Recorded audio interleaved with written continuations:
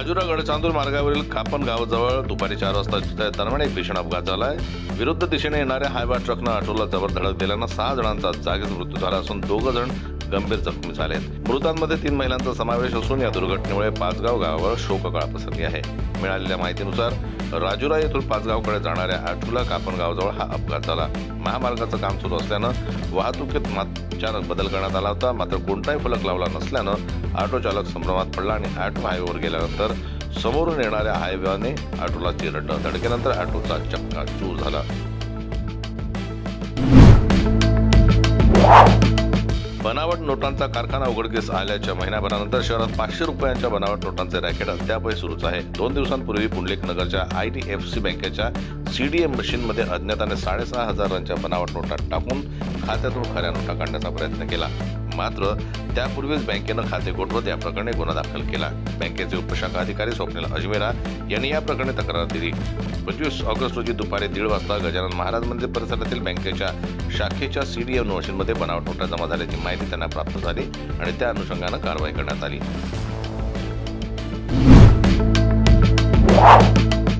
वर्धा तालुक्यातील जैतापूर शिवारात गुरुवारी 28 रोजी दुपारी 3 वाजताच्या सुमारास मुसळधार पाऊस झाला। दरम्यान वीज पडल्याने 29 शेळ्यांचा मृत्यू झालाय। या दुर्दैवी घटनेत शेळी पालकांचं मोठं नुकसान झालंय।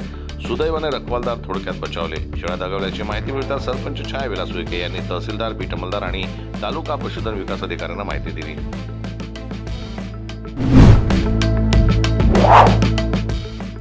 मराठा समाजाला आरक्षण मिळावं यासाठी 27 ऑगस्टला अंतरवली सराटीतून मुंबईच्या दिशेने रवाना झालेले मनोज जरांगे पाटील आता शिवनेरीवर दाखल झालेत। शिवनेरीवर दाखल होताच मनोज जरांगे यांनी माध्यमांशी संवाद साधत समाजाच्या लेकरांच्या वेदनांना न्याय मिळाला पाहिजे, याला मुख्यमंत्री देवेंद्र फडणवीस यांनी साथ दिली पाहिजे असं म्हटलंय।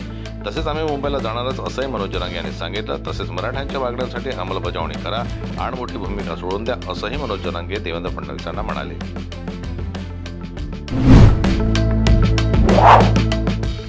शिवसेना उद्धव बाळासाहेब ठाकरे पक्षाचे प्रमुख उद्धव ठाकरे यांनी गणेश चतुर्थीनिमित्त मनसे प्रमुख राज ठाकरे यांच्या शिवतीर्थ निवासस्थानी गणपती बाप्पाचं दर्शन घेतलं। यावेळी रश्मी ठाकरे आणि आदित्य ठाकरे हे उपस्थित होते। या भेटीच्या वेळी ठाकरेंची शिवसेना आणि मनसेचे प्रमुख नेते पदाधिकारी देखील उपस्थित होते।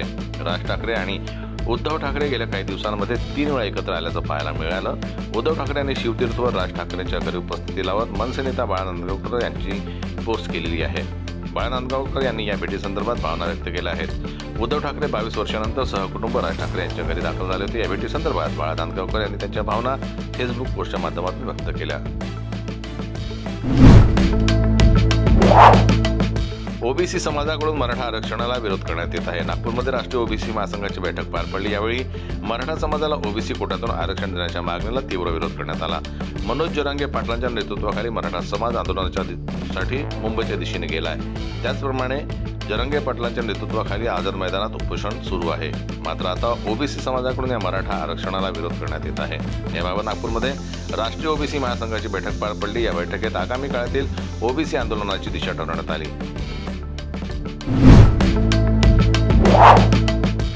मुंबईतील सर्वात प्रसिद्ध आणि लाडका गणपती म्हणजेच लालबागचा राजा यावेळी भाविकांसाठी आकर्षणाचं केंद्र बनलाय। गणेशोत्सवाच्या पहिल्याच दिवशी हजारो भाविकांनी येथे दर्शन घेतलं। मंडळाने लालबागचा राजाची पहिली दानपेटी उघडली तेव्हा सारे चकित झाले। देणग्यांमध्ये अमेरिकन डॉलर्सचा हार, कोट्यावधी रुपयांचा हार इतकंच नव्हे तर क्रिकेट बॅटचाही समावेश होता। हे श्रद्धेचं एक अनोखं उदाहरण आहे। गणपती बाप्पा मोरया, मंगलमूर्ती मोरयाच्या जयघोषानं वातावरण भक्तिमय झालं आहे। याबाबत कोषाध्यक्ष मंगेश दत्ताराम दळवी यांनी सांगितलंय की ही पहिल्या दिवसाची पेटी, आता मोजणी सुरू झाली। 3 पेट्या आहेत, आतापर्यंत 1 पेटी उघडण्यात आली आहे। मोजणीसाठी 80 लोक आहेत। गेल्या वर्षी पहिल्याच दिवशी 48 लाख रुपयाची देणगी आली होती।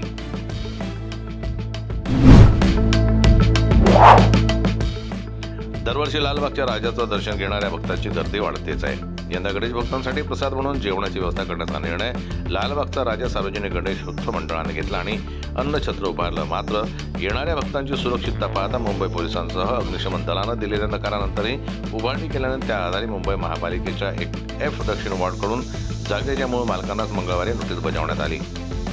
24 तासात अन्नछत्र काढा, अन्यथा कारवाई करण्यात येईल असा इशाराही यावेळी देण्यात आला। त्यामुळे बुधवारपर्यंत मुंबई महापालिका याची प्रतीक्षा करणार आहे।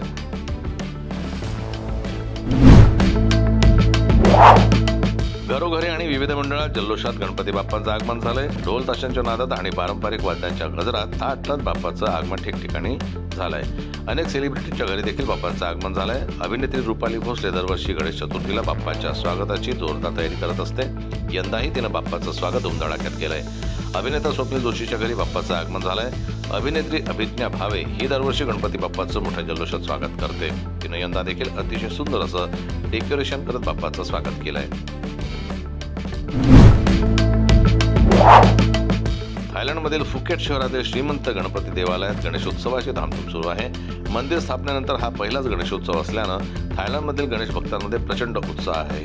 थायलंडमधील उद्योजिका आणि फुकेट रिअल इस्टेट कंपनीच्या चेअरमन मिस पार्पा स्त्रोम मिपा यांनी पुण्यातील प्रसिद्ध श्रीमंत दगडूशेठ हलवाई गणपती मंदिराची फुकेट शहरात प्रतिकृती तयार केली आहे। त्यामध्ये दगडूशेठ गणपतीची प्रतिष्ठापना करण्यात आली आहे। हे मंदिर जानेवारी 2025 पासून सर्व भक्तांसाठी खुलं करण्यात आलं असून रोज तिथे 500हून अधिक भाविक दर्शन घेतात। मंदिरामध्ये सर्वजण उत्सव, वासंतिक चंद्रन्युटी, शहाळी महोत्सव, मोगरा महोत्सव साजरा करतात।